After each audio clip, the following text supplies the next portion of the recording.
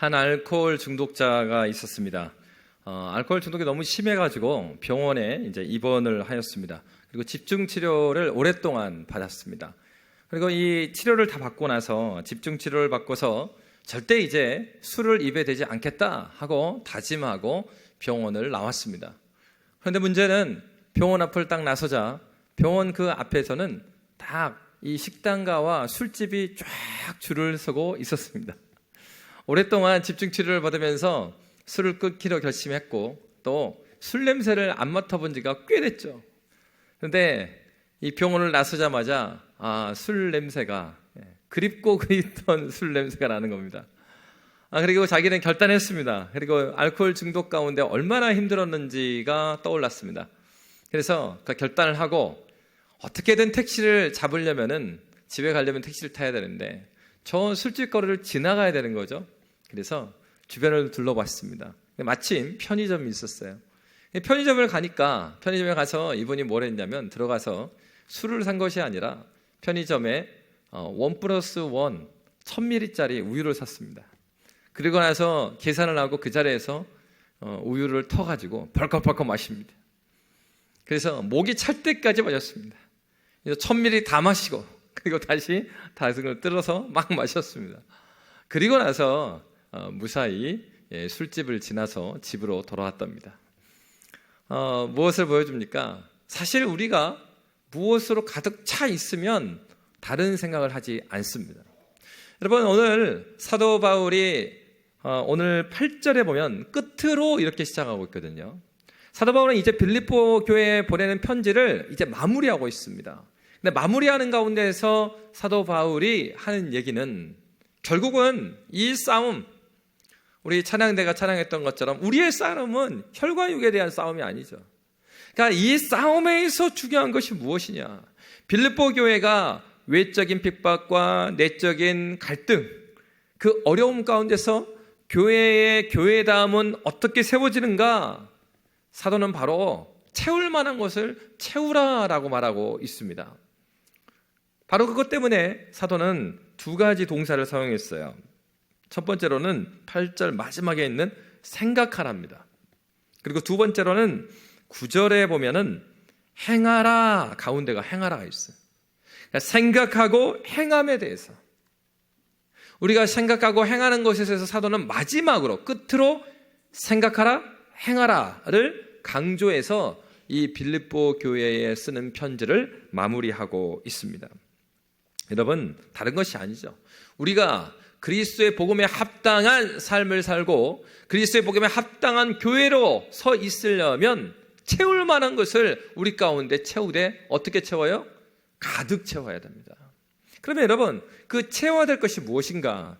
첫 번째로 8절에서 우리에게 말씀해 주고 있습니다. 우리 8절 말씀 함께 읽도록 하겠습니다.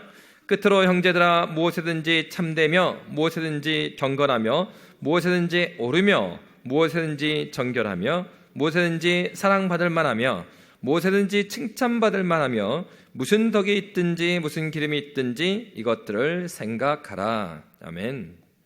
여러분, 분명히 성경에서는 예수님께서 어떤 말씀하셨냐면 마태복음 15장 18절 19절에 보면 입에서 나오는 것들은 마음에서 나오나니 이것이야말로 사람을 더럽게 하느니라.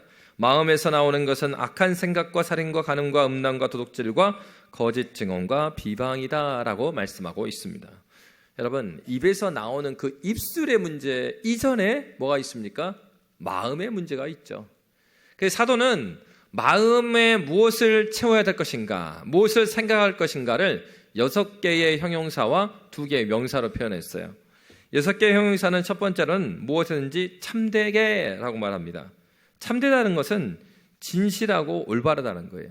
진실은 뭐라고 그랬죠? 진실은 변하지 않는 진리에 자신을 끊임없이 맞춰가려고 하는 몸부림, 그것이 진실이에요. 그러니까 여러분, 진실이라는 이름을 가지고 있는 사람은 진짜 잘 살아야 됩니다. 항상 진리를 향하여 맞춰가는 그 삶이 진실이니까.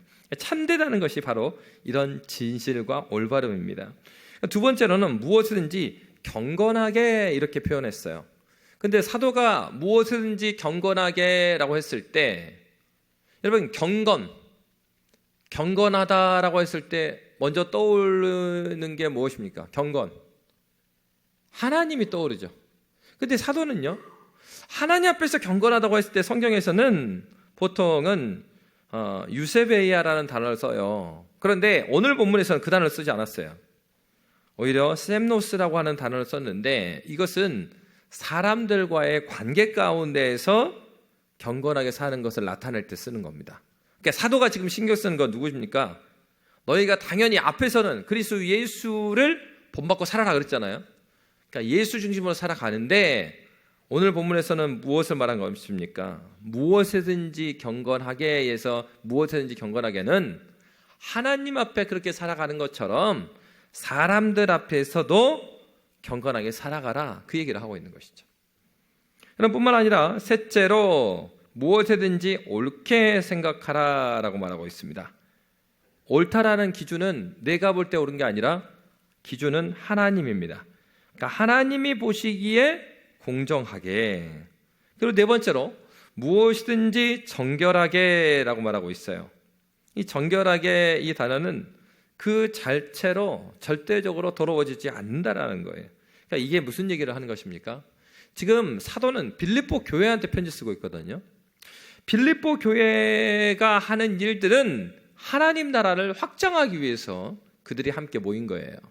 그런데 앞에서 말했던 것이 무엇입니까? 외적인 핍박이 있습니다. 근데 오히려 교회는 외적인 핍박이 있을 때요, 하나 됩니다.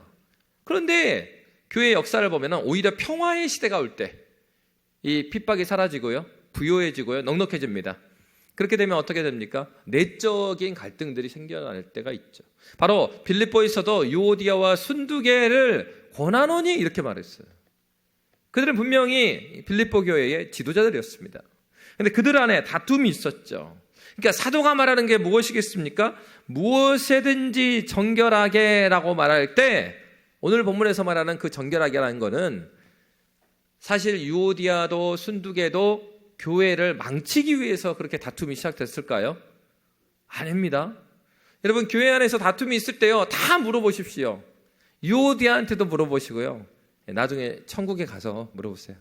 그래서 유오디아한테 물어봐도 그러고 순두계도 가서 그래서 다 할 말이 있을 거예요. 본인들 교회 망치기 위해서 그렇게 한 게 아니에요, 그럴 거예요. 모르겠어요. 지금 천국에 가서 유오디아 순두계가 바울 선생한테, 선생님 서운합니다, 그런다고 내 이름을 성경에다 쓰세요. 그러니까 여러분, 여기 유오디아 순두계 이렇게 나왔다고 해서 이 사람들 너무 미워하지 마십시오. 그렇다고 해서 이분들이 그리스도를 모르거나 그런 거 아니에요. 지금 이 편지 누구한테 쓰고 있다고요? 교회한테 쓰고 있어요. 교회. 구원받은 그들에게 쓰고 있습니다. 많은 경우에 교회 안에서 다툼이 일어나는 경우는요, 열심히 하려고 하다가 다툼이 일어나요. 여러분, 그래서 의도까지 의심하지 마십시오. 그 사람도 잘하고 싶었던 거예요. 다만 자기의 확신이 너무 강해. 그래가지고 다툴 수 있는 거죠. 근데 여러분, 그런 거죠. 목적은 어때요? 유오디아도 그렇고 순두계도 그렇고 주님의 몸된 교회가 하나님 앞에서 잘 되기를 바랐을 것입니다. 근데 목적이 선하면은 뭐도 선해야 돼요? 방법도 선해야 돼요. 그러니까 그렇습니다. 교회의 일이든 사회의 일이든 목적뿐만 아니라 과정도 무엇이든지 어떻게 하라고요? 정결하게. 그 목표에 도달하는 과정 자체가 하나님의 거룩하심과 정결, 하나님의 깨끗하신 하나님을 드러낼 수 있는 방식으로 하라는 것입니다. 다섯째, 여섯째는 어떻습니까? 무엇인지 사랑할 만하게, 그리고 칭찬받을 만하게. 그러면 이 형용사들을 보면은 정말 쉽지가 않습니다. 제가 평생을 저는 교회에 살았잖아요. 태어나기 전부터 교회에 있었어요. 그것도 하필이면은 집이 교회였어요. 집이. 태어나 보니까 교회가 집이에요, 그냥. 그랬더니만 우리 양림교회, 사택이 교회는 아니지만 사택에서부터 교회까지 5분도 안 걸리더라고요. 바로 앞에. 시골교회 같죠. 그러니까 어때요? 쭉 오랫동안 교회 안에서 쭉 살펴보는데 이거 오늘 그 사도가 말한 6개 형용사 있잖아요. 이렇게 섬기는 거 진짜 어렵습니다. 오랫동안 보니까 그렇더라고요. 장로님들의 사명은 우리 대한예수 장로의 헌법에 보면 신령한 일을 도모하는 사람이 장로로 돼 있어요. 실제로 제가 다 보니까 장로님들의 필연적인 운명은 욕먹는 일입니다. 그러니까 당회 가요. 잘 해봐야 욕을 안 먹는 정도예요. 칭찬받는 당회 너무 잘하고 계신 겁니다. 그러니까 여러분, 직분자들이 대부분의 일은요, 앞에서 하면서도 많은 어려움도 당하고 또 오해도 받고 그렇습니다. 오늘 사도가 말한 것처럼 참되게, 경건하게, 옳게, 정결하게, 사랑할 만하게, 그리고 칭찬받을 만하게. 야, 너무 어려운 얘기예요, 사실. 근데 중요한 것은 사도가 이 얘기하고 있는 건 아닙니다. 너희들 완전해라, 퍼펙트, 잘못이 하나도 없고 뭐 이런 것을 말하고 있는 건 아니에요. 바로 이 6가지 형용사를 사도는 2가지 명사로 요약해주고 있습니다. 우리 8절 말씀을 다시 한번 보시면 쭉 무엇에든지 참되고 경건하고 옳으며 정결하며 사랑받을 만하며 칭찬받을 만하며 다음에 2가지 단어로 요약했어요. 무슨 덕이 있든지 무슨 기름이 있든지 이것들을 생각하라. 생각을 하는데 어떻게 하라 그랬냐면 덕이라는 단어를 썼습니다. 그리고 기름이라는 단어를 썼어요. 이 기름은 이제 요새 안 쓰는 단어죠. 근데 이 기름이라는 단어는 칭찬, 막 찬양, 뭐 그런 단어예요. 그러니까 이 덕이라는 단어도 또 독특한 단어인데 사도가요, 빌립보서에서 여기서만 쓰고 있는 단어예요. 다른 데는 쓰지 않고 여기서만 쓴 단어가 덕입니다. 여러분, 이러한 덕이라는 것은 무엇이겠어요? 이게 하나님 앞에서의 문제라기보다는 공동체를 생각하는 거예요. 교회 공동체.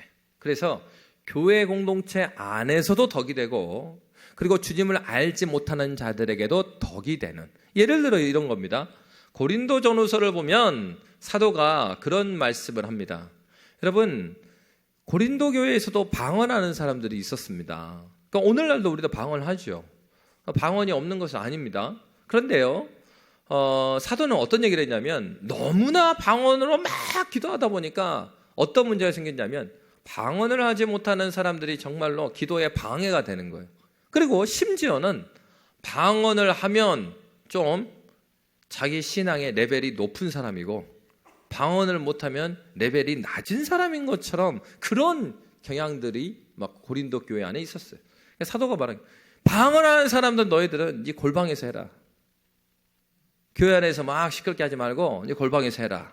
그러니까 어떤 차원에서 그러냐면, 하나님께서 주신 은사는 뭐죠? 영어로 하면 탤런트라고도 하고 기프트라고 한단 말이에요. 기프트가 무슨 뜻이에요? 우리 중고등부 기프트. 너무 쉬운 거 물어봤나? 예, 선물이죠. 예, 선물이요, 선물. 그러면 여러분, 하나님께서 주신 선물이란 거는 내가 막, 여러분, 엄마 나 이번에 중간고사 20점 오를 테니까 선물 줘. 그거는 선물일까요? 노동의 대가일까요? 그건 선물이 아니에요, 사실. 선물은요, 내가 뭘 해서 받은 게 아닙니다. 그는 아무 공로 없는데 하나님께서 나에게 주신 호의예요. 내가 호의를 받은 겁니다. 근데 고린도 교회 안에서 뭡니까?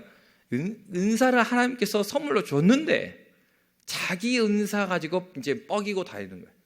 야, 난 말이야 방언을 해. 그래서 셜라셜라 하면서. 그러니까 그런 거 그렇게 하지 마라. 더 큰 은사 뭘 사모하라고 했습니까? 사랑의 은사를 사모해라. 네가 그렇게 자랑할 것이 아니라 하나님 아버지의 그 사랑을 가지고 공동체를 품을 수 있도록 하라라고 사도는 권면했습니다. 여러분, 그렇습니다. 바로 사도가 말하는 것은 무엇입니까? 덕에 대한 얘기였어요. 하나님께서 주신 아름다운 것입니다. 방언 자체가 나쁜 것이 아니고요. 하나님께서 방언을 왜 주셨을까요? 기도에 있어서요. 하나님께 주신 것이니까 그거를 어디를 위해서 사용해야 돼요? 하나님 나라 위해 사용해야 돼요. 그러면 기도하기를 힘써야 됩니다. 하나님께서 선물로 주셨으면 응당 선물로 주신 그 마음, 하나님 아버지의 마음을 받고, 그리고 하나님 위해서 기도하기를 더 열심히 내야죠. 하나님께서 가르치는 은사를 줬다. 그러면 여러분, 주저하지 말고 교사로 자원하셔야 돼요. 그래서 섬겨 나가야 돼요. 목사님, 저는요, 아주 몸이 튼튼합니다. 땀도 많이 안 흘리고요. 그리고 저는 아주 겨울에도요, 추위를 안 느낍니다. 그런 분도 있습니다. 어디 가셔야겠어요? 주차위원으로 하시면 됩니다.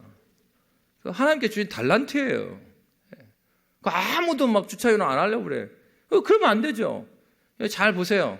건강하신 분들, 옆구리 찔러주시기 바랍니다.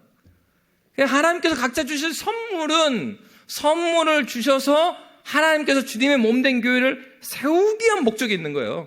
이 뻑이라고 하는 게 아니라, 야, 나 봐봐, 어깨가 넓잖아. 어깨가 넓건 말이야. 나같이 키도 크건 말이야. 그럼 거기 어디로 가라고요?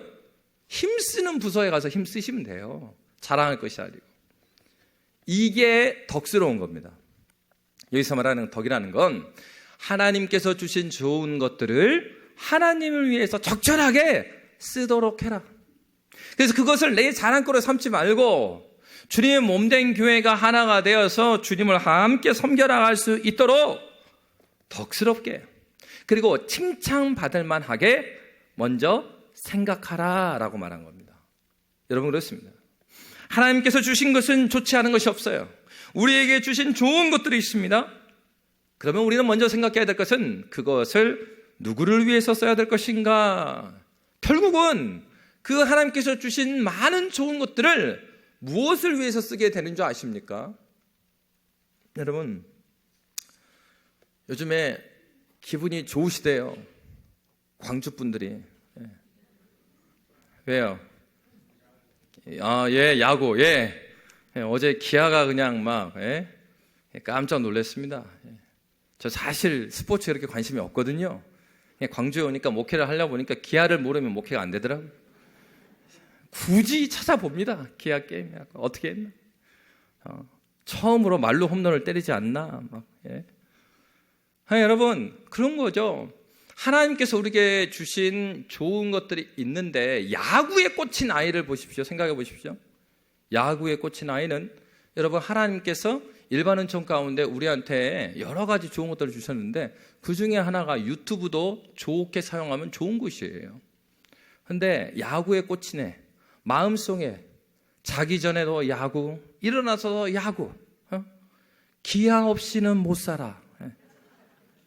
여러분, 예수 없이 못 살아야 되는데 기아 없으면 못 살아요. 그럼 이 친구는요, 생각하는 것보다 뭐예요? 야구야. 그럼 유튜브를 뭘 위해서 사용할까요? 맨 걔는 야구만 보는 거예요. 놀 때도 뭐하고 놀아요? 야구만 해. 게임을 하면요, 무슨 게임 할까요? 야구 게임만 해. 그 아이의 뇌를 한번 열어보고 싶어요. 그럼 뭐가 가득 들어가 있을까요? 야구가 가득 들어가 있어요. 너무 잔인한 얘기입니까? 그런 거죠. 우리가 하나님께 주신 은사, 하나님께 주신 좋은 것들이 있습니다. 근데 그것을 우리가 누구를 위해서 쓰게 돼요? 내 안에 무엇이 가득 차 있나? 가득 찬 소망을 위해서 우리가 쓰게 됩니다. 사도 바울은 그 얘기를 하는 거예요. 너희에게 하나님께서 주신 좋은 것들이 있고 하나님께서 너희를 교회로 부르셨는데 너희의 하는 많은 것들이 주님께 영광이 될 뿐만 아니라 사람들에게 덕이 되고 기림, 칭찬이 되기 위해서는 너희 안에 무엇을 채우라는 것입니까? 그리스도 예수를 채우라는 것입니다. 여러분, 우리 한국교회는 굉장히 좋은 신앙의 선배들을 하나님께서 우리에게 주셨어요. 그 중에 한 목사님이 최봉석이라는 목사님입니다. 최봉석 목사님은 평양에서 살고 있었습니다. 평양으로 살고 있었는데 그래도 가족이 좀 괜찮게 살았습니다. 아버지가 오늘로 하면은 세무국장 정도의 자리에서 일을 하고 있었어요. 그런데 세무국장으로 일하고 있는데 하루는 이 돈을 떼먹는 그런 사람이 와가지고 아버지한테 뭐 이렇게 세금을 많이 했냐 하면서 막 따지면서 아버지에게 되들었어요. 그러니까 이 아들이 최봉석 목사님이 달려들어갖고 그 사람을 막 혼내줬습니다. 손찌검을 막 냈어요. 그렇게 하다 보니까 어떻게 되느냐, 이 최봉석 목사님이 그때 목사가 아니었죠.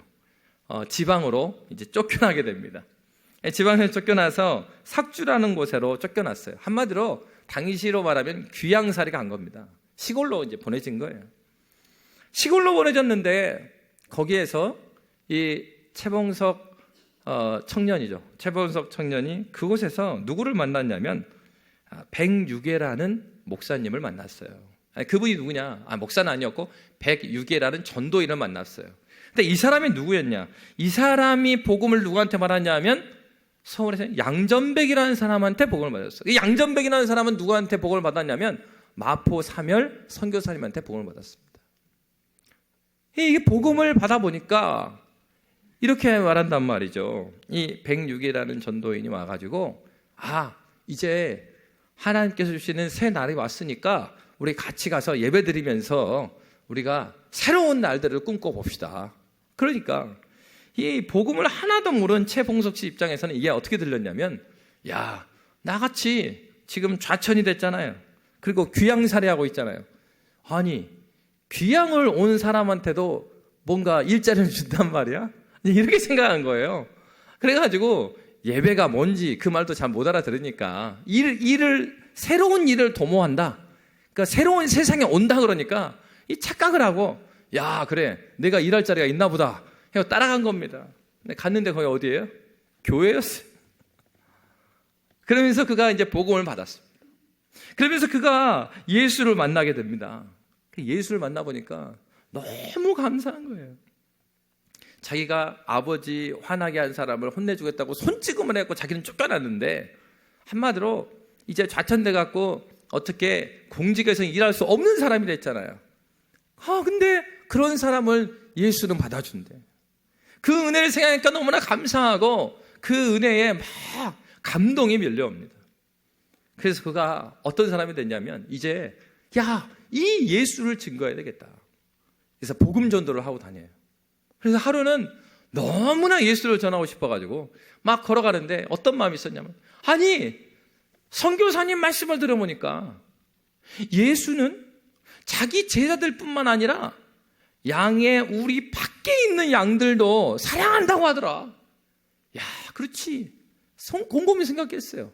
그때 당시가 일제시대니까 양 우리 밖에 있는 사람이 누구겠어요? 일본 놈들이에요. 그러니까 자기 마음에 이 일본 사람한테도 복음 전해야 되겠다. 그럼 이왕에 전하려면 누구한테 전해야 되겠어요? 이 최봉석 씨가 그래도 우두머리한테 전해야지 이 생각이 들었어요. 시장을 걸어갑니다. 걸어가는데 마침 일본 연대장이 말을 타고 막 지나갔어요. 근데 잡아놓고서 막 말을 할 수는 없고 자기가 일본 말도 잘 못하니까 막 지나가니까 몇 가지 단어를 던진 거예요. 그 던진 말이 뭐냐? 예수 선당! 그렇게 딱 외치니까 이 연대장이 말을 타고 와 있는데 누가 놀랐을까요? 말이 놀란 거예요. 예수 천당! 그러니까 말이 히 하면서 그 연대장이 쑥 떨어져 버렸어요. 그러니까 주변에 있는 이 군사들이 몰려들면서 총을 가면서 저놈이 뭐냐? 그러니까 예수 천당한 다음에 막 총을 겨누니까 불신지옥! 이렇게. 이 사람들 일본 사람들 한국말 못 알아듣잖아요. 저놈이 소리는 지르는데 칼을 던지는 것도 아니고 총을 쏘는 것도 아니고 저놈 정체가 도대체 뭐냐? 그러니까 이제 사람들이 막 하다가 통역을 데려왔어요. 그래가지고 야 임마 너 때문에 연대장님 넘어져갖고 일어나지 못한다 막 그러니까 또 이분이 예수 전당 불신지옥 한 다음에 이 최봉석 전도인이 뭐라 그랬냐면 연대장은 죽지 않을 것이다. 내가 그를 위해서 기도하겠다 막 큰 소리 치는 거예요. 이게 한국말로 하니까 일본 사람은 못 알아듣죠. 그러니까 통역을 그렇게 한 거예요. 이게 이제 군인들을 볼 때 황당한 거죠. 근데 군인들이 생각할 때 분명히 저 예수를 말하는 거 보니까 이 선교사들하고 연결되어 있는 것 같아요. 당시에 미국 비행어라는 선교사들을 일본 사람들이 함부로 하지 못했거든요. 그러니까 저거 잡아가면 안 될 것 같고 선교사님들이 있으니까 배경에 좋은 말로 해갖고 보내줬어요. 보니까 이 최봉석 씨가 생각할 때 예수 천당 불신지옥 하니까 총을 겨눴는데 그 사이를 자신 있게 빠져나왔잖아요. 이거구나. 그 다음부터 이 최봉석 씨가 전도하고 다닙니다. 전도 방법이 뭘까요? 예수 천당 불신지요. 나중에 이분이 평양신학교 가서 목사가 돼요. 그래서 한국교회사에서 보면 굉장히 나중에 최권능 목사님이라는 이름이 돼요. 최권능 목사. 이 목사님의 특징이 뭐냐? 찌르기만 해도 뭐가 나와요? 예수 천당. 찌르면 불신지요. 그래서 그런 얘기 했어요. 야, 최봉석 씨, 최권능 목사의 심장에는 뭐가 있냐? 그럼 사람 다 그랬어요. 그 안에 뭐가 있냐? 예수 천당이 있다. 그럼 물론 오늘날의 시대에 예수 천당 불신종만 말해서 그 내용이 무엇인지 아는 사람은 거의 없죠. 복음의 내용을 충분히 설명해 줄 필요는 있습니다. 그러나 중요한 사실 하나는 이 최권능 목사님 안에는 그리스도 예수를 향한 불붙는 사랑이 있었다는 거예요. 그래서 그가 방법적인 면에는 나름의 자신의 방법이 예수 천당 불신 지옥이었지만 그는 그가 사랑하는 예수 그리스도를 어떻게든 증거하고 싶은 마음이 있었어요. 여러분, 그 안에 그리스도 예수가 가득 차 있으니까 방법이 생각나는 거죠. 여러분, 그렇습니다. 정말로 하나님의 사랑은 놀랍습니다. 왜 그렇습니까? 사랑은 모든 창의력의 근원이랍니다. 야구를 사랑하면 창의력이 생긴대요. 요즘에 야구장 표 구하기가 하늘의 별 따기라면서요? 야구 사랑하면 방법을 찾아낸다고 합디다. 그게 어떤 방법인지 모르겠지만 주님을 사랑하면 주님을 사랑하는데 어떻게 주님을 사랑할까 하는 그 방법을 생각나게 해요. 뭐가? 하나님의 사랑이. 근데 사도가 말한 건 무엇입니까? 하나님을 사랑할 때 사랑하는 방법조차도 내가 사랑하는 하나님의 영광을 드러내도록, 덕이 드러나도록, 주님께 칭찬받을 뿐만 아니라 사람들에게도 칭찬받도록 생각하고 주님의 몸된 교회로 살아가라고 사도는 권면하고 있습니다. 여러분, 그렇습니다. 무엇을 채워야 되겠습니까? 우리의 마음 가운데, 우리의 생각 가운데 그리스도 예수를 채우는 것이, 그것이 먼저입니다. 그러면 채웠으면 이것은요, 사실은 8절과 9절은 뗄 수가 없어요. 생각하다 하고 행하다는 뗄 수가 없다고요. 채웠으면 우리는 채운 그것이 나오게 되고요, 채운 그것으로 말미암아서 행하게 됩니다. 그럼 여러분 9절 말씀, 우리 9절 말씀 함께 읽어볼까요? 함께 읽겠습니다. 너희는 내게 배우고 받고 듣고 본 바를 행하라. 그리하면 평강의 하나님이 너희와 함께 계시리라. 아멘. 예수를 채우면 예수가 드러나게 되죠. 그럼 여러분, 예수 채운단 말은 어떤 면에서는 추상적인 얘기예요. 그럼 예수를 채우려면 어떻게 되겠습니까? 너희가 나를 사랑하느냐? 나를 사랑하면은 뭐라고요? 내 계명을 지키라. 먼저 우리가 주님을 사랑한다면 예수님을 가장 채우는 방법은 주님께서 말씀하신 그 말씀을 먹는 겁니다. 말씀을 읽는 거예요. 그래서 사도가 그 얘기한 거예요. 내게 배우고 받고 듣고 본 바를 행하기 앞에서 먼저 그들은 배웠습니다. 먼저 그들은 들었습니다. 먼저 그들은 보았습니다. 먼저 우리는 주님 말씀을 채워 넣어야 돼요. 디모데후서 3장 16, 17절은 이렇게 말합니다. 그렇기 때문에 하나님께서 우리에게 성경을 주었죠. 이 말씀 함께 읽도록 하겠습니다. 모든 성경은 하나님의 감동으로 된 것으로 교훈과 책망과 바르게 함과 의로 교육하기에 유익하니 이는 하나님의 사람으로 온전하게 하며 모든 선한 일을 행할 능력을 갖추게 하려 함이라. 아멘. 그래서 여러분, 성경을 읽으셔야 돼요. 하나님의 말씀을 우리가 공부해 나가야 됩니다. 하나님의 말씀을 볼 때 하나님의 뜻대로 살 수가 있죠. 하나님의 뜻을 알지도 못하는데 어떻게 하나님 말씀대로 살 수가 있겠습니까? 그러므로 여러분, 예배를 사모하시고 그리고 성경을 읽으시고 또 이제 교회에서 열게 되는 각종 성경 공부라든가 이 모임들을 사모해야 돼요. 주님을 더욱더 깊이 알아가셔야 합니다. 여러분, 사탄은 지금도 우는 사자와 같이 삼킬 자를 찾아다닌다고 그랬어요. 사탄이 가장 공격을 많이 할 때가 언제겠어요? 주님의 말씀 은혜 받으려고 하는 걸 공격합니다. 여러분 그럴 때 있지 않아요? 하필이면 설교 시간마다, 예배 시간마다, 이 말씀 들을 때마다 이 정도 시간 되면 뭐가 궁금합니까? 점심 메뉴가 궁금하대요. 구역예배 가려고 하면 갑자기 약속이 잡혀요. 성경 읽을만 하면 전화가 와요. 왜 그럴까요? 사단은 우리가 말씀에 집중하는 걸 제일 싫어해요. 예배는 나오게 하지만 왜 예배 시간에만 화장실을 가고 싶냐고. 그러니까 이런 하나하나가 우리가 하나님 말씀을 깨닫고 듣는 데 있어서 방해하도록 사단은 계속해서 우리를 계속 유혹하는 거예요. 여러분 그렇습니다. 우리가 주의 말씀을 듣고 배우는 데 있어서 집중하셔야 되고요. 그리고 에너지를 써야 됩니다. 그렇지 않고 얻어지는 건 없어요. 이 세상에서도 우리가 취업, 대학 이 하나 가려고 해도 쉽게 가집니까? 아니잖아요. 하물며 이 눈에 보이는 세상의 일들도 그러한데 하나님을 알아가는 데 있어서 그냥 그렇게 알아가는 거 그런 것은 없습니다. 그렇다고 한다면 아무나 와서 설교하고 아무나 구역장 하면 되죠. 여러분 하나님의 말씀을 연구하고 하나님의 말씀을 묵상하는데 여러분 마음을 쏟으셔야 합니다.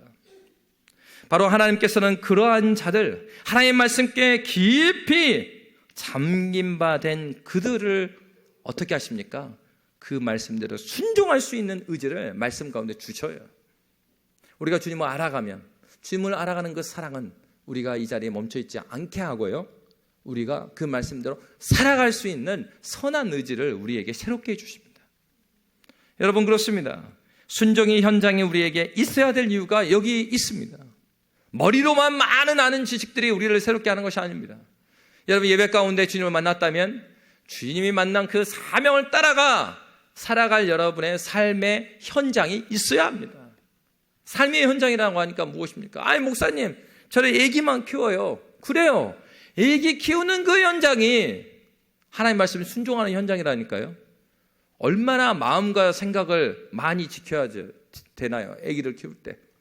우리 중고등부 친구들 그렇잖아요. 공부하려고 그러면 얼마나 마음과 생각을 지켜야 돼요. 이 시간도 마음과 생각을 지키는 학생들이 있을 거예요. 야, 청년부 목사님 설교가 훨씬 좋은데 힘들어 죽겠네. 이 마음과 생각을 잘 지켜야 돼. 그럼에도 불구하고 목사님은 바뀌었지만 담임 목사님의 설교에도 진리가 있을 거야.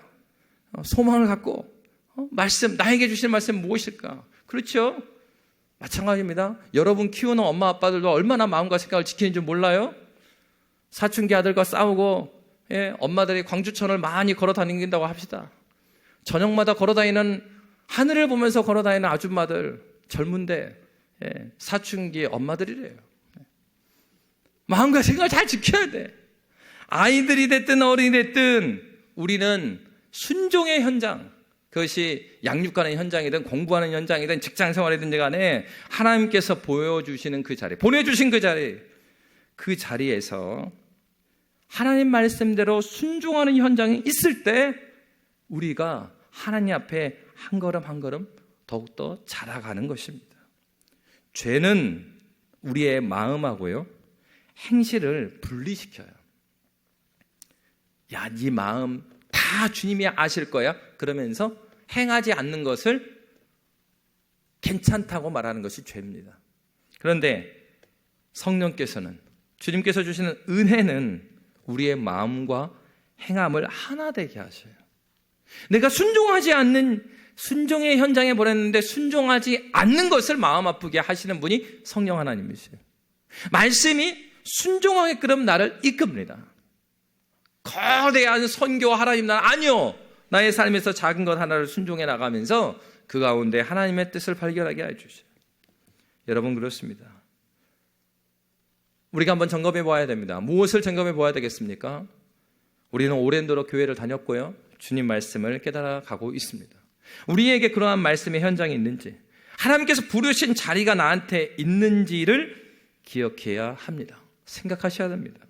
여러분 우리 모두는 마더 테레사라든가 그리고 저 노숙인들을 섬기는 위대한 그러한 목사님으로 부르심 받은 것은 아니에요. 그럼에도 불구하고 우리 각자에게는 하나님께서 보내주시는 삶의 현장이 있습니다. 우리 다시 한번 9절 말씀 함께 읽도록 하겠습니다. 9절 말씀 함께 읽습니다. 너희는 내게 배우고 받고 듣고 본 바를 행하라. 그리하면 평강의 하나님이 너희와 함께 계시리라. 아멘. 마음이 불안해지고 평안을 갖지 못한 이유가 무엇입니까? 듣긴 듣고 배우긴 배웠는데 순종의 현장이 없으면 그 마음은 계속해서 뒤틀리고 불안할 수밖에 없습니다. 여러분 삶의 현장을 보십시오. 그리고 기도해 보십시오. 어떻게 순종해야 될지 하나님 앞에 나의 삶의 현장은 순종의 현장인지를 점검해 보십시오. 하나님께서는 지금도 어떤 사람을 찾겠습니까? 하나님 말씀을 따라 하나님께서 알려주신 그 말씀대로 나의 삶에서 주의 말씀을 실천하는 그 사람을 찾고 계십니다. 저와 여러분이 정말 이 땅을 위하여서, 이 조국을 위하여서, 이 민족을 위하여서 지금도 기도할 뿐만 아니라 기도하였다면 그리스도 예수의 마음으로 나의 삶 가운데서 주의 말씀, 내 안에 채워지는 그리스도 예수를 담대히 증거하고 하나님 나라 질서를 세우시는 저와 여러분이 되시기를 주의 이름으로 축복합니다. 살아계신 하나님 아버지 감사합니다.